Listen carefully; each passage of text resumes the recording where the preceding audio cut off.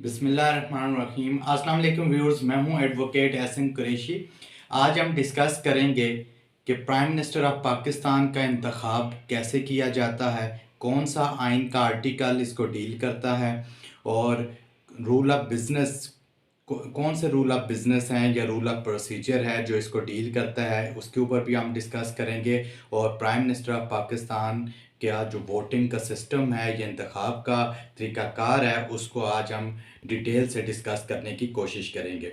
इससे पहले वाले लेक्चर के अंदर हमने नेशनल असम्बली की सीट्स के ऊपर, सेनेट की सीट्स के ऊपर और प्रोविंशियल असम्बलीज़ की सीट्स के हवाले से डिटेल लेक्चर रिकॉर्ड किए। मेरे यूट्यूब चैनल के प्लेलिस्ट में जाकर उनको सुना जा सकता है। ये लेक्चर स्टार्ट करने से पहले दोस्तों से गुजारिश है कि अगर आप मेरे चैनल पर नए हैं तो मेरे चैनल को सब्सक्राइब कर लें, बेल आइकन को भी प्रेस करें ताकि मालूमाती वीडियोस के नोटिफिकेशन आप तक पहुंचते रहा करें। स्टार्ट करते हैं कि जो प्राइम मिनिस्टर ऑफ पाकिस्तान वो कौन हो सकता है और उसका इलेक्शन का तरीक़ाकार क्या है। सबसे पहले जो मेजॉरिटी मेंबर है, जो मेजॉरिटी कोई भी पार्टी है उसके मेजॉरिटी उसकी अक्सरियत होनी चाहिए नेशनल असम्बली में। अगर उसकी अक्सरियत नहीं है तो फिर सिंपल अक्सरियत से मुराद ये है कि 336 का हाउस है इस वक्त, तो 336 में से उसके पास सिंपल मेजॉरिटी गवर्नमेंट फॉर्म करने के लिए 169 मेंबर्स होने चाहिए। अगर किसी जमात के पास 169 मेंबर्स नहीं है तो वो बाकी अलायंस भी कर सकता है जमातों के साथ और अपना 169 का फिगर पूरा करने के बाद अपना जो प्राइम मिनिस्टर का कैंडिडेट है उसको इलेक्ट करवा सकता है। प्राइम मिनिस्टर कैसे इलेक्ट होता है? जो सेकंड शेड्यूल है rule of procedure and conduct of business in the national assembly 2007, उसके अंदर सारा प्राइम मिनिस्टर के जो इंतखाब का तरीक़ाकार है वो मेंशन किया गया है। उसके अकॉर्डिंगली हम उसके ऊपर डिस्कस करते हैं। इससे पहले आइन का जो आर्टिकल 91 है उसके अंदर भी लिखा गया है कि जो एक प्राइम मिनिस्टर होगा उसकी कैबिनेट होगी और जो जनरल इलेक्शन के बाद जब जनरल इलेक्शन होंगे तो उसके बाद 21 से 21वें दिन जो है वो एक सेशन बुलाया जाएगा नेशनल असम्बली का जिसमें प्राइम मिनिस्टर का इंतखाब किया जाएगा। अनलेस अनटिल 21 दिन से पहले भी सदर के पास ये इख्तियार है कि वो सेशन कॉल कर सकता है, सेशन समन कर सकता है, सेशन बुला सकता है। मगर जो मैक्सिमम लिमिट है उसकी वो ये है कि जनरल इलेक्शन होने के 21वें दिन होने के बाद 21वां जो दिन होगा वो सेशन होगा और उसमें प्राइम मिनिस्टर का इंतखाब किया जाता है। मगर सेशन जो है जो नेशनल असम्बली का सेशन है वो सदर के पास इख्तियार है कि वो 21 दिन से पहले पहले भी वो बुला सकता है। नेशनल असम्बली में जब सबसे पहले स्पीकर और डिप्टी स्पीकर का इंतखाब किया जाता है उसके बाद जो है प्राइम मिनिस्टर का इंतखाब होता है। जैसे मैंने बताया कि प्राइम मिनिस्टर के लिए सिंपल मेजॉरिटी 169 मेंबर्स का होना ज़रूरी है, चाहे वो एक जमात का हो या कोलिशन अलायंस करके जमात, कोई भी जमात जो अपना कैंडिडेट लाना चाहती है 169 मेंबर्स उसको सिक्योर करने हैं प्राइम मिनिस्टर बनने के लिए। उसके लिए ये होता है कि जो मेंबर नेशनल असम्बली होना ज़रूरी है प्राइम मिनिस्टर के लिए। दूसरी बात उसका मुसलमान होना भी ज़रूरी है जो कैंडिडेट होगा प्राइम मिनिस्टर के लिए।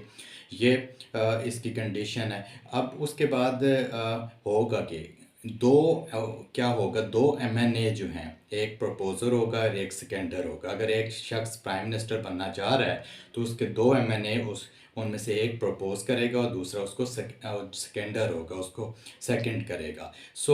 वो नॉमिनेशन पेपर जो है अपने सबमिट करेगा इंतखाब से, इलेक्शन का जो इंतखाब है उससे एक दिन पहले 2 बजे तक नॉमिनेशन पेपर जो है वो सेक्रेटरी नेशनल असम्बली के सामने जो है वो सबमिट कर देगा नॉमिनेशन पेपर।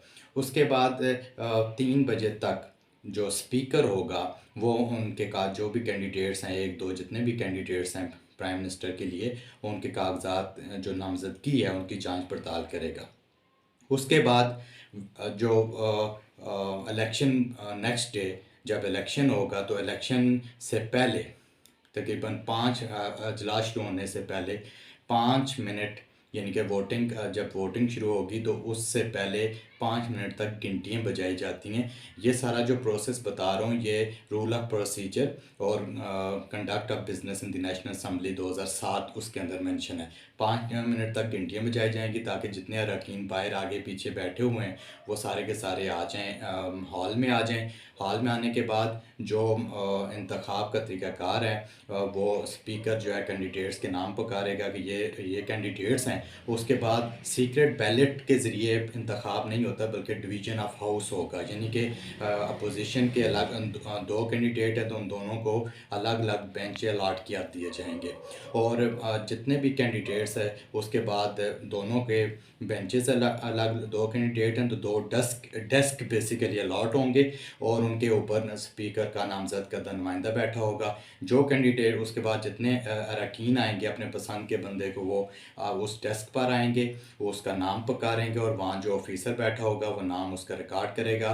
वो उसको जो भी अरकान असम्बली होगा, अरकान असम्बली जितने भी होंगे उनको बेसिकली एक डिवीज़न जो है डिवीज़न हाउस जो अलाट किया जाता है, एक नंबर अलाट किया जाता है वो किस डिवीज़न से है, वो अपना डिवीज़न नंबर बोलेगा और साथ जिस कैंडिडेट को वोट देना चाह रहा है उसका नाम पुकारेगा। अपना वोट रिकॉर्ड करवाने के बाद जब तसल्ली कर लेगा तो वो वहीं से बाहर चला जाएगा, हाल से बाहर चला जाएगा, वापस अपनी सीट पर नहीं आ सकता।